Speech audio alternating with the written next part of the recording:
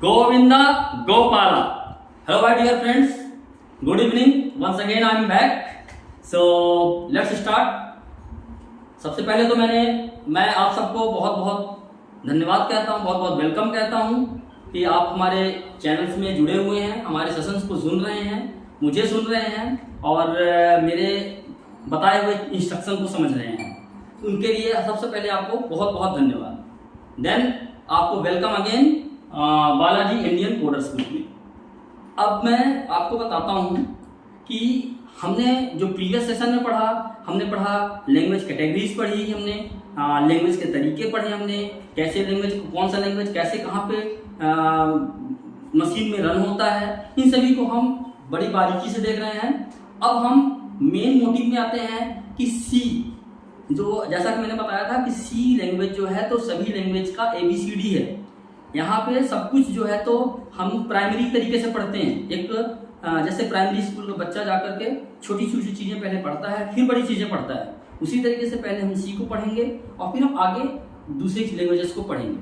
तो आज के लिए हम शुरू करते हैं सी लैंग्वेज।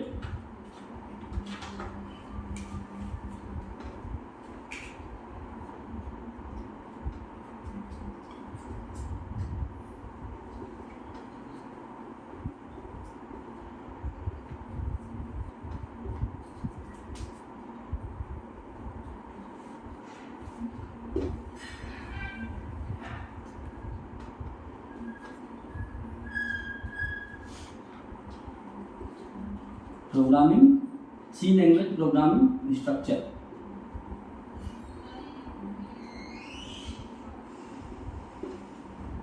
सो गाइस, मेरे दोस्तों, आज हम पढ़ेंगे C language programming structure. Programming structure means हम सी को किस तरीके से लिखेंगे। तो सबसे पहले तो हम आपको थोड़ा सा केवल इंट्रोडक्शन दूंगा स्ट्रक्चर का, उसके बाद मैं पढ़ाऊंगा कि हमें स्टेप्स क्या फॉलो करने पड़ते हैं। जो स्ट्रक्चर के लिए हमें क्या करना होता है, एक सेट ऑफ इंस्ट्रक्शंस होते हैं, उनको हम फॉलो करते हैं। जैसा हमारा कंपाइलर डिजाइन होता है सी का, उसके अकॉर्डिंग हम उसका कोड लिखते हैं। तो एक स्पेसिफिक सिंटैक्स होते हैं। सिंटैक्स मीन्स लिखने का तरीका एक स्पेसिफिक होता है कि हमें कहाँ पे क्या चीज़ लिखना है, कहाँ पे कैसे दिखाना है। तो हम जब प्रोग्राम लैंग्वेज स्ट्रक्चर की बात करते हैं सी में या किसी भी लैंग्वेज में, तो मैंने आपको जैसे बताया था कि हम जब कभी भी प्रोग्रामिंग करते हैं तो हमारे पास 4 चीज़ें होनी जरूरी है समझनी। तो पहला है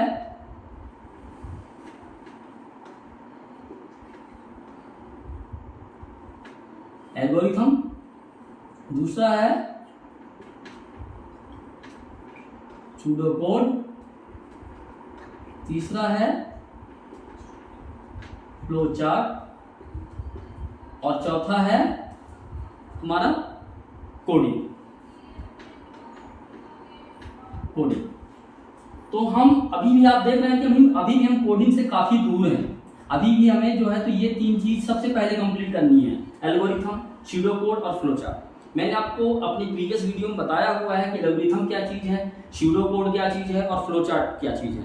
अब हम थोड़ा सा इनको डीपली बताएंगे कि कैसे हम इन चीज़ों को यूज़ करते हैं, कैसे हम बनाते हैं, कैसे हम करते हैं। अगर आप देखें कि एल्गोरिथम बेसिकली कई लोग बोलते हैं, आपने इन जनरल लैंग्वेज में भी देखा होगा, मैथमेटिक्स भी पढ़ते होंगे तो उसमें बोलते होंगे कि एल्गोरिथम लिखा हुआ है, इसमें इस चीज़ का एल्गोरिथम लिखा है। एल्गोरिथम मतलब होता क्या है?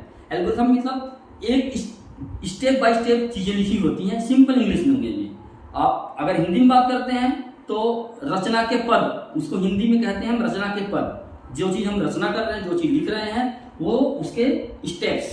तो इंग्लिश में आप अगर देखते हैं एल्गोरिथम का मतलब, तो हम आपको एल्गोरिथम का फर्स्ट स्टेप दिखाते हैं कैसे लिखा जाता है।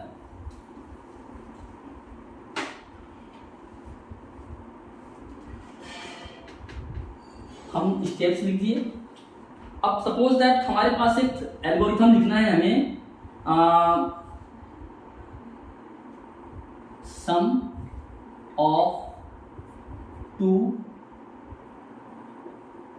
नंबर्स। ये हमारे पास एक स्टेप्स लिखने हैं कि हमें सम कैसे करना है। तो हम उसके लिए स्टेप्स लिखेंगे, पहले एल्गोरिथम लिखेंगे।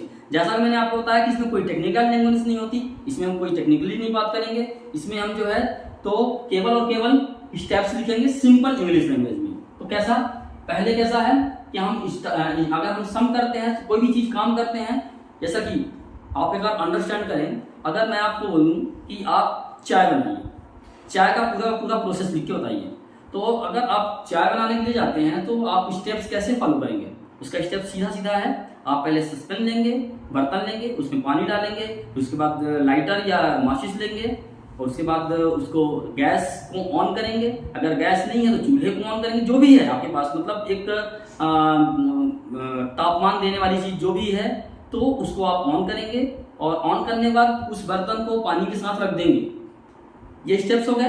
तो स्टार्ट किया, मैसेज लिया, जो जितने भी मैंने बताया कि एक स्टेप हो गया, पानी जो है तो खोलने तक हम उसके वेट करते हैं, वेट करने के बाद उसमें हम चीनी डालते हैं, चाय पत्ती डालते हैं, फिर उसको और खौलाते हैं, उबालते हैं, और उबालने के बाद उसको जो है तो हम जब हमारा मिड में पहुंच जाता है उसमें हम दूध डालते हैं, दूध डालने के बाद उसको पकाते हैं प्रॉपरली, पकाने के बाद हम उसको छानते हैं, छन्नी लेते हैं, गिलास लेते हैं, उसमें छानते हैं, छानने के बाद हम गैस को बंद कर देते हैं और जिसको देना दे देते हैं। तो गैस बंद कर देते हैं, दैट मीन्स गैस स्टार्ट से एंड तक जो है तो हमारा एक पूरा पूरा फुल प्रोसेस हो गया। तो अब हम जैसे मैंने आपको बताया कि सस्पेन लेते हैं, रिक्वायरमेंट हो गई, सस्पेन क्या हो गया, रिक्वायरमेंट हो गया, पानी जो है तो उसकी रिक्वायरमेंट हो गई चाय बनाने की, दूध जो है तो उसकी रिक्वायरमेंट हो गई, चीनी जो है तो उसकी रिक्वायरमेंट, इनपुट। तो हम आपको इनपुट और आउटपुट, इनपुट जैसे चाय बनाने के लिए क्या इनपुट है, रिक्वायरमेंट क्या है, एक तो हो गया सस्पेन, बर्तन हो गए, बर्तन में आपका ग्लास, सस्पेन और चाय छन्नी, और लाइटर या माचिस जो भी है आपके, एक तो ये टूल्स हो गए आपको जो भी हैं रिक्वायरमेंट में। दूसरा रिक्वायरमेंट हो गया मटेरियल्स का, मटेरियल क्या क्या चीज़ें हैं, मटेरियल है आपका पानी हो गया, दूध हो गया, चीनी हो गई, चाय पत्ती हो गई, अगर आप अदरक इलायची डालते हैं वो भी हो गया। तो इस तरीके से आपका ये एक मटेरियल वाला पार्ट हो गया। तो ये इनपुट हो गए सारे के सारे, टूल्स और मटेरियल आपके इनपुट हो गए। देन आफ्टर आपका आउटपुट क्या होगा, आउटपुट आप समझिए, आउटपुट आपको क्या निकालना है, चाय निकालना है, चाय बना करके निकल के आएगा, मतलब इतने इनपुट हैं बट आउटपुट एक है। तो इस तरीके से हम इनपुट और आउटपुट भी समझते हैं कि हम प्रोग्राम में हम कितने इनपुट डाल रहे हैं और कितने हमारे आउटपुट निकल के आने हैं, वो हमें आइडेंटिफाई करना बहुत ही जरूरी है। अगर हमें यही आइडेंटिफाई नहीं है कि हमें क्या इनपुट डालना है और क्या आउटपुट निकलना है, तो प्रोजेक्ट या प्रोग्राम सक्सेसफुल नहीं बनता है। अब हम बताते हैं आपको एल्गोरिथम में 2 नंबर्स के लिए, इसमें इनपुट कितने हैं, इनपुट इसमें 2 नंबर्स हैं, 2 नंबर्स इनपुट है, और आउटपुट क्या है, सम 1 आउटपुट है। तो ये अंडरस्टैंडिंग आपको होनी चाहिए जब आप भी कभी भी प्रोग्राम लिखते हैं। कई बार हम छोटे प्रोग्राम्स के लिए फ्लो चार्ट या वो नहीं करते हैं, flow chart algorithm SIDO code नहीं लिखते हैं, हम डायरेक्ट प्रोग्राम लिखते हैं। लेकिन जब हम बड़ी ऑर्गेनाइजेशन में काम कर रहे होते हैं या हमें पूरी तरीके से प्रॉपर डॉक्यूमेंटेशन करना होता है तो हमें इसकी बहुत जरूरत होती है। देन अब हमारे पास इनपुट और आउटपुट की आइडेंटिफिकेशन हो गई है। अब हम चलते हैं स्टेप्स में। सबसे पहला हमारा स्टेप क्या है, स्टार्ट कर दिया हमने, स्टार्ट फॉर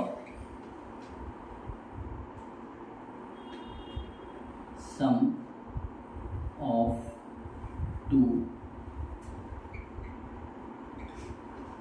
नंबर्स, हमने स्टार्ट कर दिया, सम ऑफ 2 नंबर्स ले लिए। नेक्स्ट हमारा क्या होता है, इनपुट 2 नंबर्स, क्योंकि हमने स्टार्ट किया, अब उसमें इनपुट करवाना है। सबसे पहले तो हम आउटपुट डायरेक्टली नहीं ले सकते हैं कि हम बिना इनपुट के आउटपुट ले लें। अगर हमें इनपुट देना है तभी हमारा आउटपुट आएगा। कई प्रोग्राम ऐसे होते हैं जैसे हमें 1 से लेकर 100 तक की गिनती निकालनी है, दिखानी है, केवल उसमें इनपुट की जरूरत नहीं होती है, बट आउटपुट होता है उसमें। तो अकॉर्डिंग टू रिक्वायरमेंट के अकॉर्डिंग इनपुट और आउटपुट हमें आइडेंटिफाई करना पड़ता है। यहाँ पे हमारे पास 2 नंबर्स इनपुट में है तो हम 2 नंबर्स को लिखेंगे। सो इनपुट और इंसर्ट 2 2 नंबर्स। ओके, 2 नंबरों को हम इनपुट कर रहे हैं, that is A and B. हमने 2 नंबरों को इनपुट करवा दिया। ए और बी कुछ भी ले सकते हैं, ए और be just like a variable. हम आगे सेशन में पढ़ाएंगे, बताएंगे कि ए और बी या वेरिएबल जो भी है, कांस्टेंट जो भी है, हम कैसे उसको डिफाइन करते हैं और क्या होना चाहिए, कैसे होना चाहिए, एक लीगल तरीका, इलीगल तरीका, कैसे हम इसको डिफाइन करना चाहिए, मैं सारा कुछ बताऊंगा। लेकिन अभी के लिए आप ये समझिए कि ये वेरिएबल्स हैं, तो जिनमें से हम इनपुट इंसर्ट करवा रहे हैं, अंदर डलवा रहे हैं प्रोग्राम में। थर्ड है हमारा process of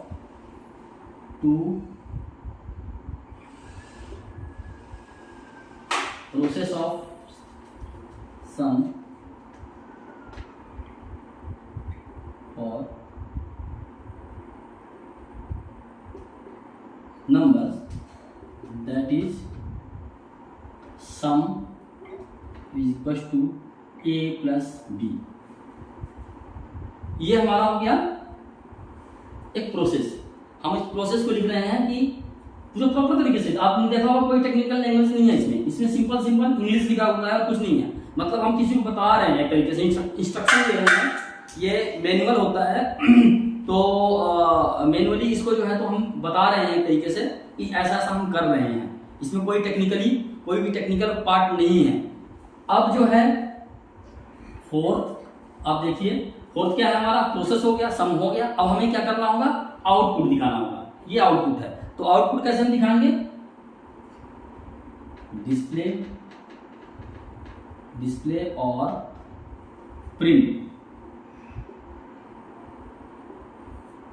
output, that is sum. अब हमारा ये फोर्थ स्टेप हो गया कंप्लीट। इसमें हमने आउटपुट को दिखा दिया है, सम को दिखा दिया, जिसमें यहाँ पे इसकी इस प्रोसेस की वैल्यू आ गई है। सपोज दैट हमने ए और बी इंसर्ट किया था। मान लीजिए कि ए मैंने 10 किया और बी मैंने 20 किया, तो यहाँ पे सम में क्या आ गया 30, मतलब 10 + 20 = 30। अब ये सम की वैल्यू जो 30 है वो हम दिखा दिए, प्रिंट करके दिखा दिए। कहीं पे हमें यहाँ पे आ गया 30 लिखा हुआ, कहीं पे एक आउटपुट आ गया। अब आउटपुट आने के बाद क्या करेंगे हम, अभी हम छोड़ नहीं सकते इसको क्योंकि हमने स्टार्ट किया था। तो 5th step, last step, stop और फिनिश द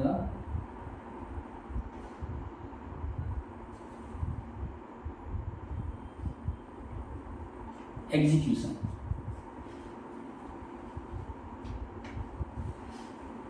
यहाँ पे हमने क्या बताया, यहाँ पे हमने दिखाया कि स्टॉप करें या फिनिश करें। वो एग्जीक्यूशन जो हो रही है हमारी, उसको हम फिनिश करते हैं। आपने देखा ये 5 स्टेप जो हैं हमने लिखा है यहाँ पे, इतनी लेंथी है, काफी लेंथी है। और ये नॉन टेक्निकल पर्सन लिखता है एल्गोरिथम। मतलब टेक्निकली तो उसको, लॉजिकली उसको पता है कि कैसे करना है, लेकिन टेक्निकली उसको कैसे होना है, कोड के थ्रू कैसे होना है, उसको इतना नहीं पता है। तो वो ये पर्सन लिखता है एल्गोरिथम, फिर टेक्निकल पर्सन के पास जाता है। तो टेक्निकल पर्सन जो होता है वो लिखता है सूडो कोड, जो कि मेरा सेकंड स्टेप है सूडो कोड लिखने का। तो सूडो कोड कैसे लिखेगा, वो सूडो कोड टेक्निकल फॉर्म में लिखेगा, बिल्कुल सीधा सीधा और शॉर्टकट लिखेगा। अब भाई आपको मैं दिखाता हूँ कैसे लिखेगा।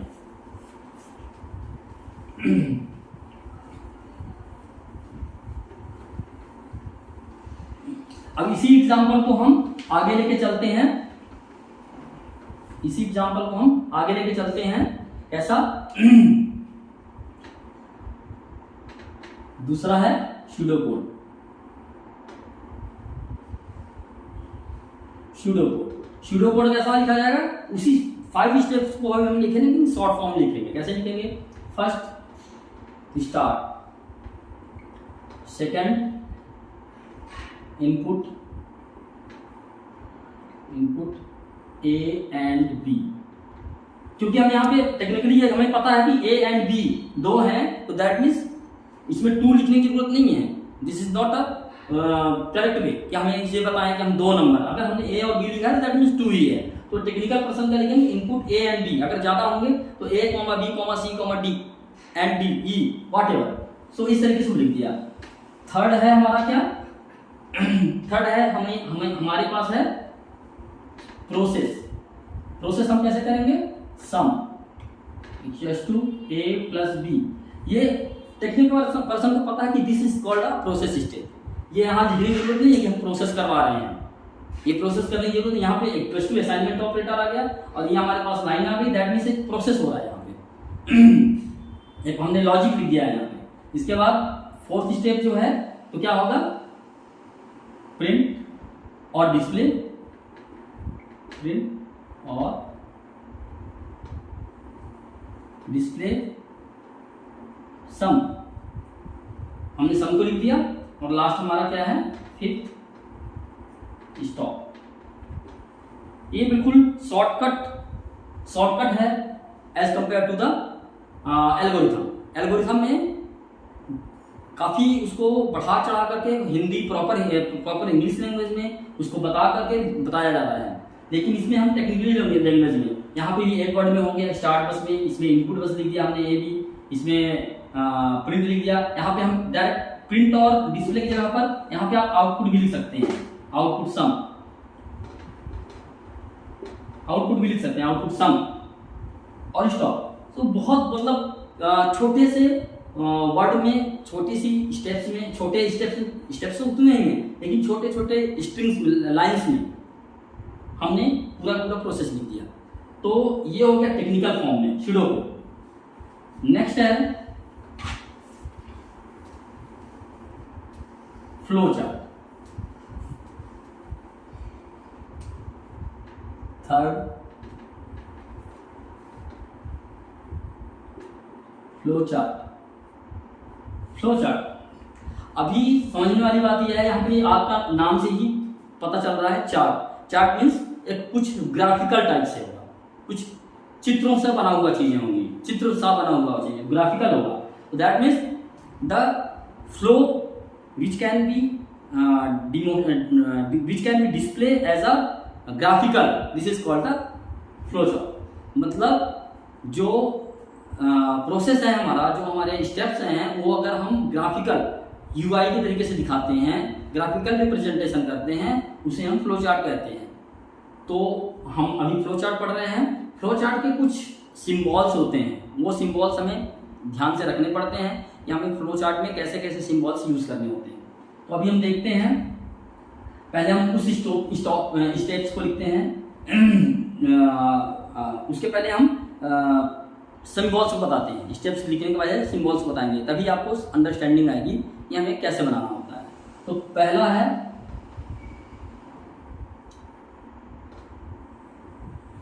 ये ओवल। ये जो है सर्कल टाइप से, ये स्टार्ट और स्टॉप के लिए यूज होता है, स्टार्ट या स्टॉप। इसमें क्या, इसको हम क्या कहते हैं, इसका नाम क्या है, टर्मिनल सिंबल। टर्मिनल सिंबल, ये टर्मिनल सिंबल है, मीन्स स्टार्ट और स्टॉप के लिए है। अभी है हमारा दूसरा फ्लो लाइन। फ्लो लाइन किसी भी तरीके से हो सकती है, ऐसे ऐसे ऐसे या ऐसे, इसको कहते हैं हम फ्लो लाइन। फ्लो लाइन तो हमारे जो फ्लो चलना होगा, जिस तरीके से फ्लो चल रहा होगा, वही वाले हम यूज कर लेंगे, कोई एक भी। जब अगर फ्लो इधर जा रहा है तो हम ये वाला फ्लो यूज करेंगे, अगर ऊपर तरफ जो फ्लो जा रहा है तो हम ऊपर वाली फ्लो लाइन यूज करेंगे। अगर इस तरफ को फ्लो जा रहा है, एक फ्लो हमारे प्रोसेस का फ्लो बताता है। तो हम कैसे लिखते हैं, जैसे मान लो स्टार्ट किया हमने यहाँ पे, उसके बाद ये फ्लो लाइन, फिर उसके आगे जो है तो हमारे जो भी सिंबल्स लगते जाएंगे, एक रिप्रेजेंटेशन का तरीका है, ये फ्लो लाइन हो गया। थर्ड है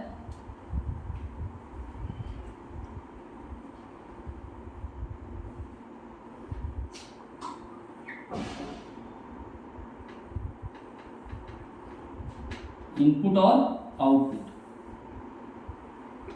इसको हम इनपुट आउटपुट सिंबल कहते हैं।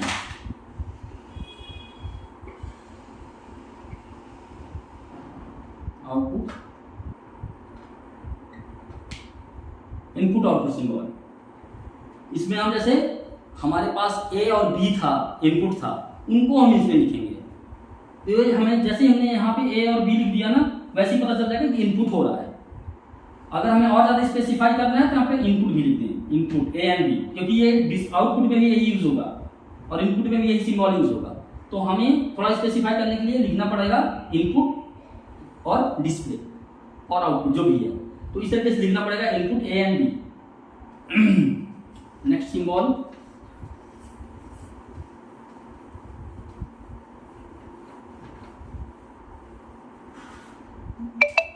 फोर्थ सिंबल क्या है आपका, प्रोसेस सिंबल। प्रोसेस जो है तो इस तरीके से होगा, इसको प्रोसेस सिंबल कहते हैं। प्रोसेस सिंबल में क्या होगा, हम इसमें प्रोसेस लिखते हैं, जैसे क्या sum equals to A plus B, ये प्रोसेस है पूरा, ये प्रोसेस करके एक रिजल्ट देता है यहाँ पे, इसलिए इसको प्रोसेस कहते हैं क्योंकि एक रिजल्ट देता है। तो प्रोसेस सिंबल जब भी कोई भी चीज कहीं भी एक कैलकुलेट होकर के कोई रिजल्ट देता है, उसको हम प्रोसेस सिंबल कहते हैं, प्रोसेस कहते हैं। तो ये प्रोसेस सिंबल जहां जहां भी यूज होगा प्रोसेस के लिए, उसे हम प्रोसेस सिंबल कहते हैं। अभी हम आगे देखते हैं,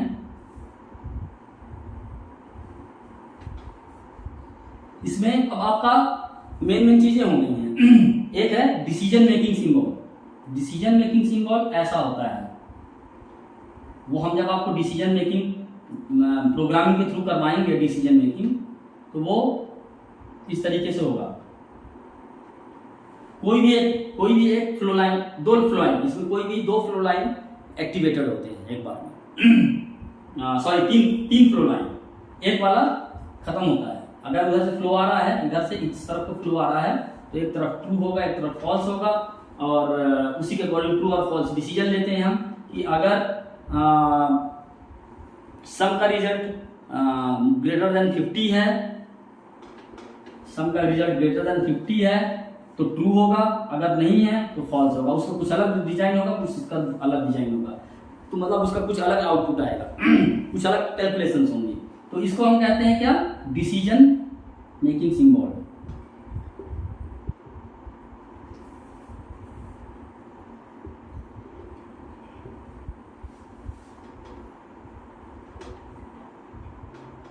डिसीजन मेकिंग सिंबल में क्या है कि हम डिसीजन को टेक करते हैं बाय प्रोग्रामेटिकली। अभी जो है दो सिंबल और बच रहे हैं, वो मैं बता देता हूं, देन आफ्टर हम आगे बढ़ते हैं। तो अभी आप देखें डिसीजन मेकिंग में के बाद 6 सिंबल है connector, of on page connector end of page connector. सबसे पहले कनेक्टर,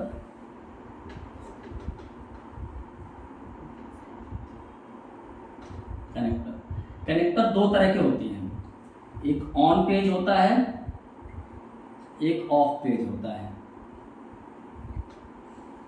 ऑन पेज और ऑफ पेज, अब इनमें बहुत बारीकी से इसको समझना पड़ेगा, ऑन पेज और ऑफ पेज।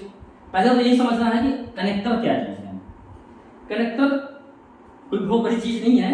कनेक्टर जो है तो इसमें हम फ्लो को कनेक्ट करवाते हैं। जैसे मान लीजिए कि हमारे पास ये एक पेज है, ठीक है, ये पेज है, हमने यहाँ से स्टार्ट किया लिखना पूरा फ्लो बनाते बनाते, अब यहाँ पे हमारा जो है तो अब आगे पेज ही नहीं है, अब अभी और जबकि फ्लो अभी मेरे को और बताना है, तो हमें यहाँ पे कनेक्टर लगाना होता है, क्योंकि हमें आगे यहाँ पे भी जोड़ सकते हैं, आगे भी बढ़ा सकते हैं इधर, और दूसरे पेज में भी अभी एक पेज है, मतलब ये एक पेज का इस तरीके से है, मान लो सपोज दैट ये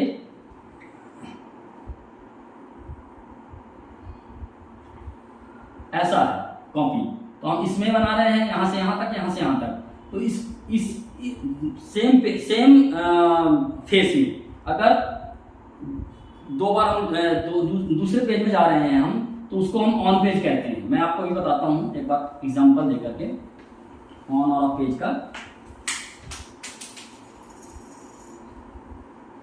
तो जैसे आपको मैंने अभी बताया,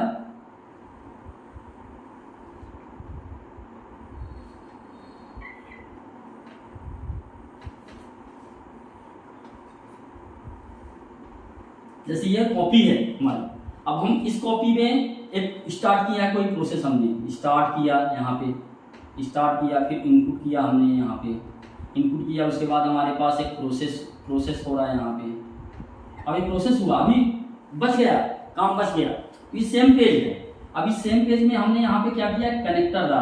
कनेक्टर का सिंबल, ऑन पेज कनेक्टर का सिंबल क्या होता है, ऐसा होता है, और इसमें हम कनेक्टर का नाम लिख देते हैं, जैसे ए, कनेक्टर का नाम लिख दिया हमने ए, और एक लाइन यहाँ पे निकाल दी ऐसे करके, और यहाँ पे ऐसे करके फिर से हमने एक सर्किल बनाया कनेक्टर का और लिख दिया ए, और उसके आगे फिर से हमने आउटपुट का डाला यहाँ पे, और आउटपुट के बाद स्टॉप कर दिया।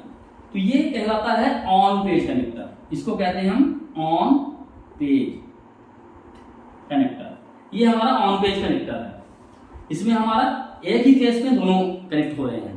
लेकिन suppose that by the way हम इसमें बना लिए हैं, अभी हमारा खत्म नहीं हुआ है यहाँ तक। सपोज दैट मैंने यहाँ पे ऑन की पेज कनेक्टर लगा दिया, ठीक है, यहाँ भी लगा दिया, और एक प्रोसेस किया, उसके बाद डिसीजन मेकिंग हुआ।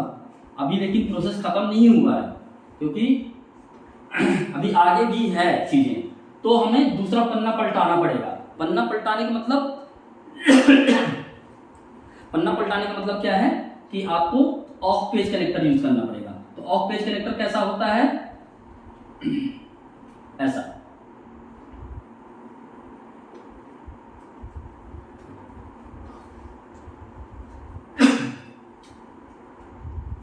तो ये ऑफ पेज कनेक्टर है, मतलब इसमें क्या है, इसमें भी हम नाम लिखेंगे, जैसे ए या बी जो भी लिखना है। तो ऑफ पेज, जैसे एक में ए लिखा तो इसमें बी लिख देते हैं अंडरस्टैंडिंग के लिए। नाम कुछ भी लिखना पड़ेगा कि ये कनेक्टर कहां से हो रहा है। तो अब हमें जैसे यहाँ पे है कनेक्टर लिख रहे हैं,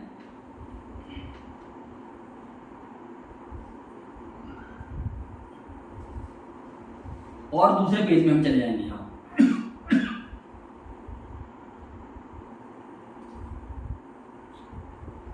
और जो भी यहाँ पे प्रोसेस होना है, आउटपुट होना है, स्टॉप कर देंगे यहाँ पे, इस तरीके से। तो ये ऑन पेज और ऑफ पेज कनेक्टर है। तो मुझे जहाँ तक मेरी अंडरस्टैंडिंग है कि आप लोगों को ये समझ में आ रहा होगा। तो आपको मैंने ये बताया जैसे कि फ्लो चार्ट्स के ये डिजाइन्स होते हैं, इसके ये यूआईज हैं। अब जो हमारे पास एग्जांपल है एडिशन का, सम ऑफ टू नंबर्स का, उसको हम आपको एक्सप्लेन करते हैं कि उसको हम इसमें कैसे बनाएंगे, इस तरीके से इसमें कैसे तैयार होगा। तो अब हम चलते हैं, फ्लो चार्ट हमारा जो यूआई बनाने का था वो कंप्लीटेड हो गया है। अब हम इसको एक एग्जांपल में देखते हैं फ्लो चार्ट कैसे बनता है। तो हमारे पास क्या था, टू नंबर्स का था, टू नंबर्स को सम करने का। तो हम एक छोटा सा एग्जांपल लेते हैं उसी को। ये हमारे पास स्टार्ट हो गया, स्टेप फर्स्ट, उसके बाद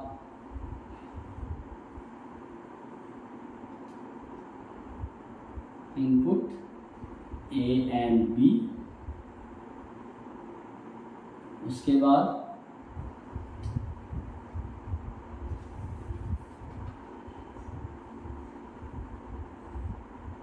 प्रोसेस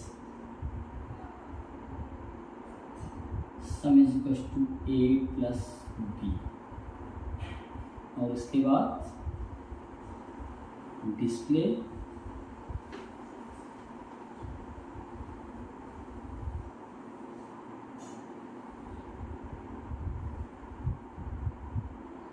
आउटपुट सम, और उसके बाद स्टॉप। ये स्टॉप हो गया यहाँ पे। अब आप देखिए यहाँ पे क्या है, स्टार्ट हुआ, फर्स्ट स्टेप हमने लिखा था एल्गोरिथम में, स्यूडो कोड में भी पहला स्टॉप लिखा था, दूसरा हमारा था इनपुट लिखने का, थर्ड था हमारा सम प्रोसेस करवाने का था, फोर्थ हमारा आउटपुट था, और फिफ्थ हमारा स्टॉप हो गया। तो इस तरीके से पूरे पूरे फ्लो को कैप्चर किया। अभी आपको ये लग रहा होगा कि यूआई ग्राफिकल में, बट जो जैसा सिंबल्स हैं वो उसी तरीके से उनको यूज करना है। तो हमें सिंबल देख करके ही पता चल जाता है कि ये इनपुट है, ये आउटपुट है, ये प्रोसेस है, ये स्टार्ट एंड है। और कनेक्टर अगर हम लगाते हैं, जैसे मान लीजिए यहाँ पे खत्म हो रहा था तो हमें आगे और बनाना है, तो हम इसको एक कनेक्टर की एग्जांपल से भी दिखा देते हैं आपको हम कि कनेक्टर कैसे बनेगा यहाँ पे। क्योंकि ऑन पेज है ये, तो हम यहाँ पे लगाएंगे ऑन पेज कनेक्टर ए, और ये हमारा कनेक्टर जो है ए, और इसके बाद ये स्टॉप, ये 5th स्टेप। तो इस तरीके से आपको मैंने दोनों तरह के एग्जांपल दिखा दिया कि सिंपल भी लिख देते हैं यहाँ पे, और अगर नहीं है जगह तो हमने आगे बढ़ा दिया कनेक्टर लगा करके। तो पहली चीज, ये सारे के सारे क्या हैं, सिंबल्स हैं सभी के। और ये क्या है, ये भी सिंबल है, फ्लो लाइन है, फ्लो लाइन। ये फ्लो नीचे की तरफ जा रहा है, आप देखेंगे अगर ये फ्लो नीचे की तरफ जा रहा है, सारे के सारे बिलो आपको डाउन की तरफ दिखा रहा है कि फ्लो जा रहा है। तो कई बार हमारे फ्लो ऐसे भी होते हैं कि हम ऐसे ना करके हम इधर दिखा दें और इधर हम आउटपुट करवा दें, इस तरीके से कुछ भी हो सकता है। फ्लो हम घुमा सकते हैं इधर उधर according to the line, line लगा करके हम उसको घुमा सकते हैं।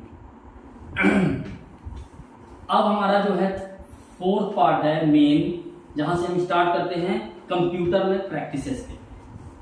जो हमारे लैपटॉप्स या कंप्यूटर्स में हम प्रैक्टिस करते हैं उसका हमारा स्टेप है। तो उसका स्टेप क्या है कि पहला हम 4th स्टेप हमारा है कोडिंग। वो सारे पार्ट जो तीनों थे, वो तीनों पार्ट किस में आते हैं डॉक्यूमेंटेशन में। वो हमारे सारे के सारे पार्ट आते हैं डॉक्यूमेंटेशन में, और ये पार्ट जो है तो ये है एक्चुअल कोडिंग। तो हम कोडिंग में डायरेक्टली नहीं जाते हैं कभी भी। हमें जब भी कोडिंग करना होता है, छोटे प्रोग्राम्स की बात दूसरी है, लेकिन अगर हम किसी ऑर्गेनाइजेशन में हैं और बड़े प्रोग्राम्स हैं तो उसकी हमें डॉक्यूमेंटेशन करनी पड़ती है, क्योंकि फ्यूचर में भी उसका डेवलपमेंट होते रहते हैं, पोस्ट इम्प्लीमेंटेशन होते रहते हैं। तो उसको अंडरस्टैंडिंग के लिए वो डॉक्यूमेंट बना रहता है, क्योंकि एक बार एक तो डेवलपर कभी भी स्किप कर जाता है कंपनी को या कहीं भी चला जाता है, तो उसकी डॉक्यूमेंटेशन रहती है। तो हम दूसरे डेवलपर जो आते हैं, न्यू आते हैं, उनको हम दिखा देते हैं कि हमारा ये प्रोसेस है, इसके अकॉर्डिंग ये कोड चल रहा है और आप इसको आगे कंटिन्यू करो। तो इसलिए हमें डॉक्यूमेंटेशन करना बहुत जरूरी है। तो 3 स्टेप्स में, वो जो 3 स्टेप है 1 2 3, उनमें से 2 ही करने होते हैं जनरली, स्यूडो कोड और फ्लो चार्ट। अगर स्यूडो कोड भी नहीं बनाना तो एटलीस्ट फ्लो चार्ट तो हमें बनाना ही बनाना होता है, क्योंकि हमें ये पता रहे कि हमारा फ्लो कैसे चल रहा है, मॉड्यूल्स के फ्लो कैसे चल रहे हैं। अब हम कोडिंग में आते हैं। कोडिंग में हमारे पास मैं एक आपको सबसे पहले एग्जांपल देता हूँ, फिर उसका स्ट्रक्चर बताऊंगा। जो सी लैंग्वेज प्रोग्रामिंग स्ट्रक्चर जो है वो मैं आपको बताता हूँ। तो आप अगर देखें, सबसे पहले हम बताते हैं पहले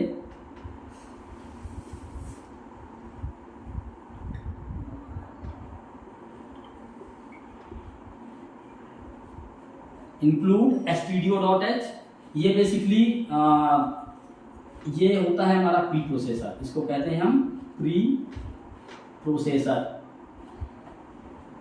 प्री प्रोसेसर मतलब क्या होता है? प्री प्रोसेसर का मतलब ये होता है कि जो हेडर्स, जो भी फाइल, लाइब्रेरी फाइल हमने बना के रखनी है, एग्जीक्यूट करके रखनी है, प्रोसेस होकर रखी हुई है, उसको हम कहते हैं प्री प्रोसेसर। जो पहले से प्रोसेस्ड है, दैट मीन्स कंपाइलर इसको रीड नहीं करेगा, इसको कंपाइल नहीं करेगा, क्योंकि ये ऑलरेडी कंपाइल्ड कोड है। यहाँ पे ये हमने यहाँ पे इस फाइल को stdio.h जो है ये फाइल है, क्या है? हेडर फाइल है, हेडर फाइल है। तो ये फाइल जो है तो ऑलरेडी इंक्लूड, दैट मीन्स ये पहले से बनी हुई है हेडर फाइल। अभी मैं बताऊंगा कि ये हेडर फाइल यूज किस में होती है। stdio मीन्स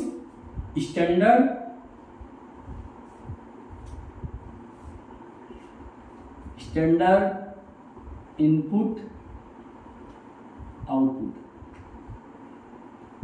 तो आपका ये 3 कैरेक्टर्स जो है तो स्टैंडर्ड को रिप्रेजेंट करता है, इनपुट आई को रिप्रेजेंट करता है और आउटपुट ओ को रिप्रेजेंट करता है। इस तरीके से आपका ये stdio.h का नाम बनता है, stdio.h।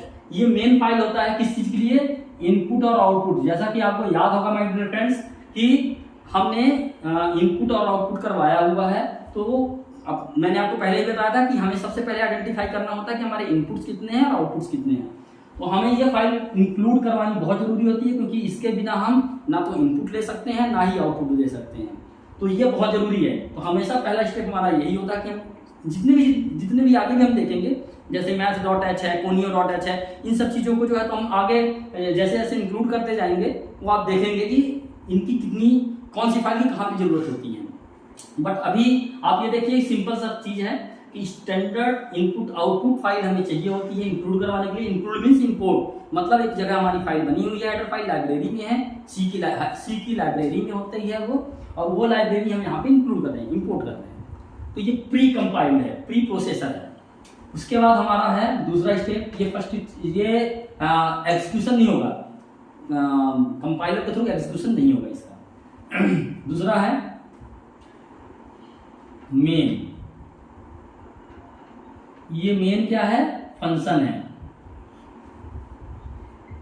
मेन एक फंक्शन होता है, और ये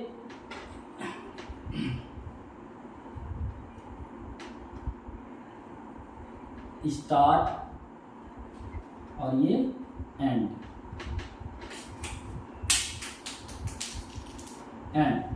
ये स्टार्ट है और ये एंड है। मतलब अब आप अगर देखें स्टार्ट और एंड, दीज इतने के बीच में ही हमारा जो प्रोसेस लिखा हुआ है, सारे के सारे लिखे हैं हमने स्टेप्स, वो ये हैं। मतलब हमने कुछ एक्स्ट्रा चीजें की हुई हैं, जैसे इंक्लूड बनाया हुआ है, फंक्शन बनाया हुआ है, उसके बाद हमें जो भी ऐड करना है तो करना है, जो हमें प्रोसेस करवाना है। अभी आप यहाँ पे देखिए कि मेन जो है तो फंक्शन हो गया, और कई जगह आप देखेंगे कि इंट मेन, वो हम आगे बाद में बताएंगे। इंट मेन हम कब लेते हैं? जब हमें कुछ रिटर्न करवाना होता है, तो इंट स्ट्रिंग जो भी है तो हमें इंट मेन कुछ भी लिखना होता है। लेकिन अभी हमने सिंपल लिखा है मेन। मेन मतलब अगर कुछ नहीं लिखा है हमने इसके आगे तो ये वॉइड मेन है, वॉइड है, इसमें कुछ नहीं, मतलब कोई रिटर्न नहीं हो रही है। अब ये लाइन जो है और ये लाइन, ये बहुत ही कंपलसरी है, और स्टार्ट और एंड है। ये ब्लॉक जो आपने पहले मैंने आपको पिछले सेशन में बताया था कि ब्लॉक्स, ये सी प्रोग्रामिंग हाई लैंग्वेज है, क्योंकि ये ब्लॉक ऑफ कोड बनाता है। ठीक है, ये कोड के ब्लॉक्स तैयार करता है, तो ये कोड के ब्लॉक तैयार करता है। ये ब्लॉक हो गया, इसको हम कहते हैं ब्लॉक, बॉडी, प्रोग्राम बॉडी और ब्लॉक। ये प्रोग्राम बॉडी हो गया। ये ब्लॉक भी होता है, आगे ब्लॉक छोटे छोटे और ब्लॉक बन जाते हैं, इसलिए हम इसको बाद में हम इसको ब्लॉक बोलेंगे। लेकिन प्रोग्राम बॉडी जो होगी तो पूरी यहाँ से लेकर यहाँ तक जितना भी लिखा होगा, 1000-2000 लाइनें जो भी लिखी होंगी, मोर देन, तो उसको हम कहते हैं body, program body. But block जो है ना छोटे छोटे बनते जाएंगे, इफ एल्स के ब्लॉक बनेंगे, आगे फॉर लूप्स के ब्लॉक बनेंगे, तो वो अलग चीजें हैं। अभी आप देखें यहाँ पे हमने क्या बताया कि हमें मैंने आपको डिफाइन कर दिया। अभी आपको मैं यहाँ पे दिखा रहा हूँ इंट ए बी। इंट का मतलब क्या है? इंट का मतलब है इंटीजर। इंटीजर क्या है? डेटा टाइप है, डेटा टाइप। अभी मैं आपको आगे बताऊंगा डेटा टाइप क्या है, बट अभी के लिए आप ये जानिए कि इंटीजर तरह का, हमने आपको बताया था कि हाई लेवल लैंग्वेज में हम डेटा टाइप बताते हैं। डेटा टाइप के लिए हम जैसे कैसे बिहेवियर का डेटा है उसको हम बताते हैं, उस बिहेवियर के अकॉर्डिंग बताते हैं। तो आपको यहाँ पे बता रहा हूँ, जैसे इंट इंटीजर मतलब 0 to 9, नॉट डेसिमल इंटीजर। तो ये 0 to 9 जो है हम यूज करेंगे प्लस के लिए, और माइनस में जो भी होता है। तो डेटा टाइप हो गया है हमारा। इसके बाद हमने इनपुट करवाना है, तो इस इनपुट के लिए एक हमारे पास studio.h में स्कैनअप फंक्शन लिखा होता है, scanf.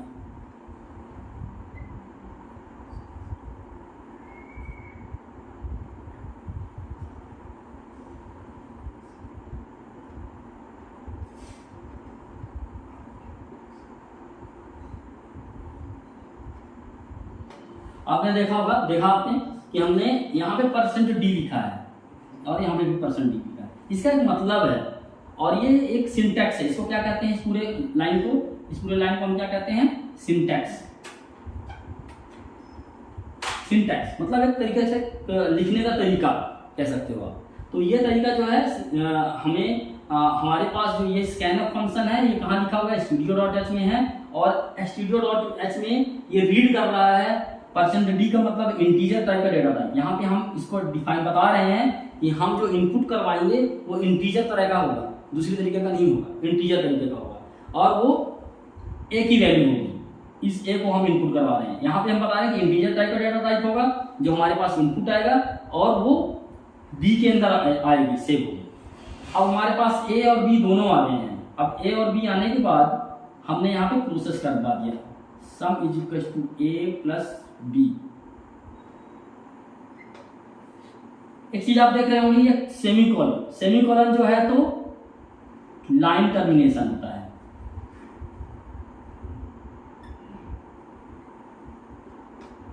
Line termination that means ये सेमीकोलन इस लाइन को खत्म कर रहा है। अगर ये सेमीकोलन हम नहीं लगाते हैं तो ये इसी लाइन में इसको भी इंक्लूड कर देगा, मान लेगा और वो एरर देने लगेगा। तो सेमीकोलन भी एक इंपॉर्टेंट चीज है, इसको ध्यान में रख लीजिएगा कि ये सेमीकोलन कहीं पे मिस ना हो। उसके बाद ये हमारे पास ऑपरेशन हो गया और सम में रिजल्ट आ गया। अब क्या करना है, हमें आउटपुट दिखाना है। तो आउटपुट कैसे दिखाएंगे, आउटपुट हमारा होगा प्रिंटफ, प्रिंटफ %d, क्योंकि हमें दो इंटीजर का जो प्लस आएगा वो इंटीजर में ही रखेंगे हम, और रख रहे हैं तो क्या है %d है, वो इंटीजर का एक इंडिकेटर है। और किस में दिखा रहे हैं हम, इसमें एक और हमें ऐड करना होगा, एक और हम इंट कर लेते हैं, इंट सम ये डेटा टाइप। तो हम एक लाइन में लिख सकते हैं, लेकिन यहाँ पे मैंने लिख दिया इसलिए इसको हटा नहीं रहे हैं, इंट सम लिख दिया और यहाँ पे इसको सम करवा दिया, सम का आउटपुट। ये आउटपुट लिखने का तरीका है प्रिंटर। सो प्रिंटफ और स्कैनफ जो है तो studio.h में डिफाइंड है। इसके साथ और कई चीजें हैं इनपुट के, जैसे गेट chr, गेट पुट, इस तरीके के मेथड्स बने हुए हैं, उनको हम यूज करते हैं, लेकिन जनरली यूज हम इसको करते हैं प्रिंटफ और स्कैनफ। तो गाइज आपने देखा होगा कि एक तो पूरा स्टॉप, एक पूरा और ये स्टॉप हो गया। इसके बाद तो हमारा कैसे बना ये प्रोग्राम, आप देखिए स्टेप 1, इसके बाद स्टेप 2, नहीं स्टेप 2 यहाँ पे आ जाएगी। ये दोनों स्कैनफ जो हैं स्टेप 2 हो गया, और ये तीसरा स्टेप है, थर्ड स्टेप, और ये फोर्थ स्टेप है, और ये फिफ्थ स्टेप है। ये तो आप ये देखिए कि फर्स्ट स्टार्ट हुआ, फिफ्थ एंड हुआ। आप अगर नोट्स में इसमें देखें तो फर्स्ट स्टार्ट लास्ट एंड हुआ फिफ्थ में, और 2 जो है तो स्कैनअप, दोनों फंक्शन जो चल रहे हैं स्कैनअप फंक्शन, वो सेकंड स्टेप आ गया। थर्ड प्रोसेस में आ गया, sum is equal to a plus B, और फोर्थ जो है तो प्रिंट करवा के आउटपुट ले लिया, और फिफ्थ हमारे पास एंड हो गया। तो आप अगर इसको पूरे, अभी मैंने इसमें लिख दिया है, थोड़ा सा आपको समझ नहीं आ रहा होगा, मैं एक बार फिर से इसको क्लियर करके स्टेप्स उठा देता हूँ, क्योंकि मैंने आपको सारा एक्सप्लेन कर दिया था, इसलिए थोड़ा समझ नहीं आया होगा। मैं एक बार फिर से लिखता हूँ, क्लियर।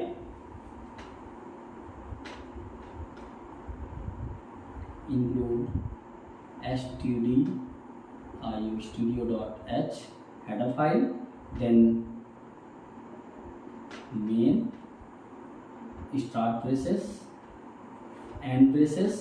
स्टार्ट अगर होता है तो एंड जरूर होगा, बहुत कंपल्सरी।